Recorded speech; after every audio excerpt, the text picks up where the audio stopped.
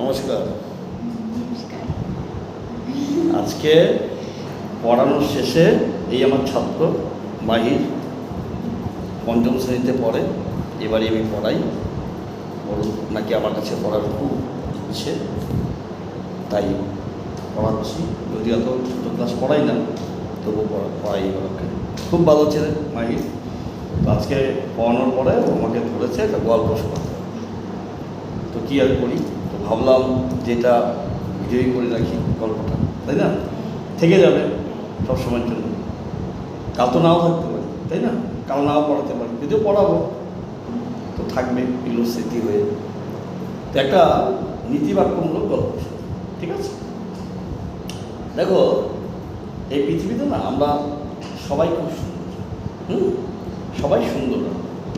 তো এই সুন্দর বলতে আমরা যেমন দেহের সৌন্দর্যতাই বুঝি মূলত। তো একটা সেরকম একটা সুন্দর গল্প যে আমরা কেন সবাই সুন্দর, কীভাবে আমরা মানুষকে সুন্দর দেখতে পারি, সেরকম একটা নীতিবাক্যমূলক গল্প। তো একটা রাজা, তার হচ্ছে একটা চোখ হচ্ছে কানা, মানে একটা চোখ নেই, হতেই পারে জন্ম থেকে মানুষের। আর একটা ওর পা নেই, পা কি নেই, পা নেই। তো এবার রাজা শখ হয়েছে তার এমন একটা ছবি আঁকা হোক যে ছবিটাতে তাকে খুব সুন্দর দেখায়। তো তিনি ঘোষণা করলেন যে আমার এমন ছবি যে এঁকে দিতে পারবে তাকে অনেক পুরস্কার দেওয়া হবে। তো অনেক চিত্রকর এলেন,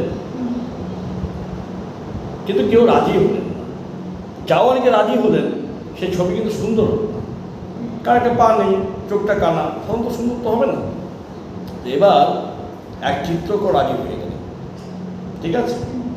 তো তিনি সত্যি একটা সুন্দর ছবি এঁকেছেন রাজা, যাতে রাজাকে অপূর্ব সুন্দর লাগছে। সে কী করেছে, সে হচ্ছে রাজাকে হাঁটু গেড়ে বসিয়েছে, মানে এমন করে ছবিটা এঁকেছে যেন মনে হচ্ছে রাজা হাঁটু গেড়ে বসে আছে। তারপরে কি পাটা বোয়া যাচ্ছে না, মনে হচ্ছে হাঁটু গেড়ে বসে আছে।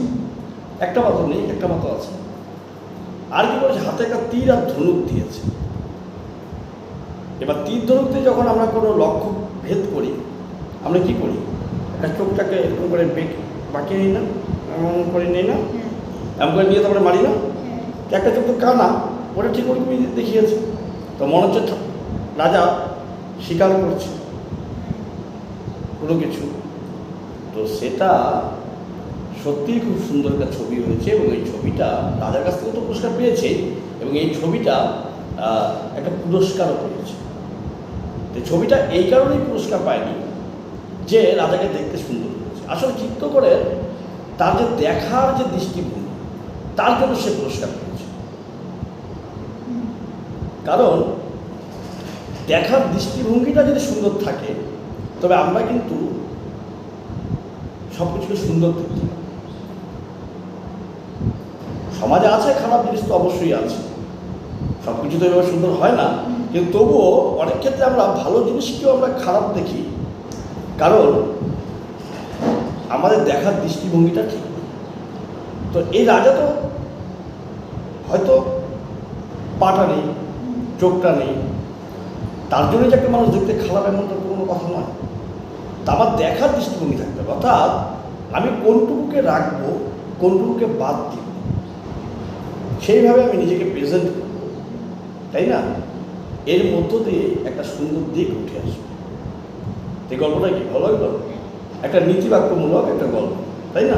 চিত্র করে দেখো কত, মানে ওর দেখার দৃষ্টিভঙ্গি। যদিও আর্টিস্টদের কিন্তু দেখার দৃষ্টিভঙ্গি থাকে, তাকেও তো তারা এত সুন্দর ছবি আঁকতে পারে, ঠিক আছে? তুমিও গাছ দেখো, আমিও দেখি, কিন্তু একজন প্রকৃত আর্টিস্ট সে কত সুন্দর করে ওই গাছটার মধ্যে থেকে কত সুন্দর জিনিস তুলে আনে, তাই না? এরকম আমাদের জীবনেও দেখো মানুষের মধ্যে দোষ ত্রুটি এগুলো থাকবে, কিন্তু আমাদের দেখার দৃষ্টিভঙ্গি থাকতে হবে। এবার এই যে রাজার যে বলা, তার দোষ কিন্তু নয়, আমরা বলি দোষ, তো জন্মগতভাবে জিনিসটা, তাকে তাকে তো ওইভাবে ন্যাংরা রাজা, কানার রাজা বলা ঠিক নয়। আজকে চিত্রকর ওই অংশগুলোকে বাদ দিয়ে তার সুন্দর অংশকে তুলে ধরুন, ছবিটা কত সুন্দর হতো, তাই না? আমাদের জীবনের এরকম কিছু প্রতিবন্ধকতা থাকতে পারে, কিন্তু সেটাকে হাইলাইটস না করে আমার ওটা বাদ দিয়েও কিন্তু আর অনেক ভালো দিক আছে, তাই না? ওটা বাদ দিয়েও তো অনেক ভালো দিক আছে, অনেকে দেখতে হয়তো ভালো না, মানে চেহারায় ভালো, কিন্তু দেখো মনের দিক থেকে ভালো, ঠিক কিনা?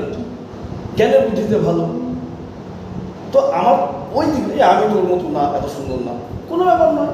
পৃথিবীতে আমার বহু মানুষ এত সুন্দর নয়, চেহারা সুন্দর নয়, অন্য দিক থেকে সুন্দর, ঠিক কিনা? আমাদের ঠিক এইভাবে জিনিসটাকে ভাবতে হবে। ভালো লাগলো গল্পটা? ভালো লাগলো না?